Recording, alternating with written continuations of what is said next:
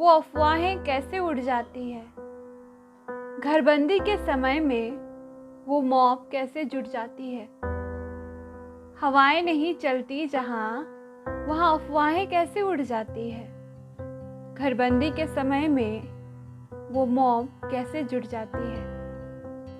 आशाएं और रक्षक देना उन रक्षकों का काम है, तो वो रक्षक ही मुंह ताकते भक्षक क्यों बन जाते हैं। कुछ लोग थे, सुना था हमने, उनकी हाथ में थी लाठियां और लाठियों ने तोड़ दी क्यों इंसानियत की भट्ठियां। कुछ लोग थे, सुना था हमने, उनकी हाथ में थी लाठियां और लाठियों ने तोड़ दी इंसानियत की भट्ठियां। चल गया वो सत्य उस असत्य की हिंसा में, पर जलने के पहले आशाओं का भरम ले मरा वो। नैनों में पाली थी उम्मीदें जीने की उन संतों ने, रैन छा गया उन आशाओं पर बस यूं ही कुछ घंटों में। सैलाब वो काफिरों का बड़ा नहीं था, बस इंसानियत की सोच में खोट बहुत थी। सैलाब वो काफिरों का बड़ा नहीं था, बस इंसानियत की सोच में खोट बहुत थी। खैर, हैरत तो होती है उन पढ़े लिखे जाहिलों पर।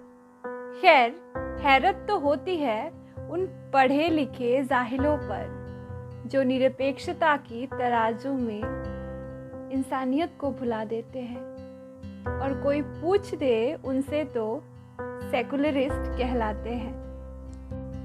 तो इसीलिए सवाल है मेरा, हवाएं नहीं चलती जहां, अफवाहें कैसे उड़ जाती है। घरबंदी के समय में वो मौत कैसे जुट जाती है। अंतर ज्ञान का नहीं, विवेक का था, वरना अनपढ़ जानवर भी इंसानियत समझते हैं। माना केसरिया उनका वस्त्र था, पर इरादे भी तो नेक थे ना। तो उन लाचारों को चोर कहना क्यों सेकुलरिज्म माना जाता है। बस सोच के अंतर से ही क्यों इंसानियत मिट जाता है। खैर, सवाल तो मन में आता है, हवाएं नहीं चलती जहां, अफवाहें कैसे उड़ जाती है। घरबंदी के समय में क्यों मौत जुट जाती है। धन्यवाद। नमस्कार दोस्तों, मैं हूँ उमी पांडे। आप मेरा चैनल काव्य कस्ती देख रहे थे। आज की मेरी ये कविता हाल ही में हुए पालघर की मॉब लिंचिंग के बारे में थी, जहाँ 3 साधुओं को कुछ उड़ी अफवाहों की वजह से मौत का सामना करना पड़ा।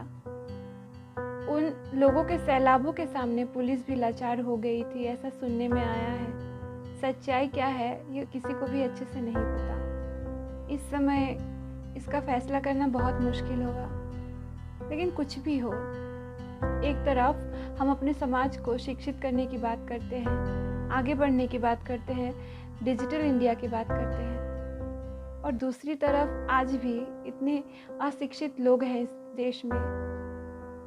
जिस समय प्रधानमंत्री जी ने लॉकडाउन का पालन करने के लिए सारी जनता को अनुरोध किया था, उस समय इतना लोगों का सैलाब आया कहाँ से। सवाल बहुत है, लेकिन जवाब हम सबको मिलकर ढूंढना पड़ेगा। आशा करती हूँ आपको मेरी ये कविता अच्छी लगी होगी। अगर अच्छी लगी है तो लाइक, शेयर एंड कमेंट कर दीजिएगा, और मेरे चैनल को सब्सक्राइब करना मत भूलिए। नमस्कार।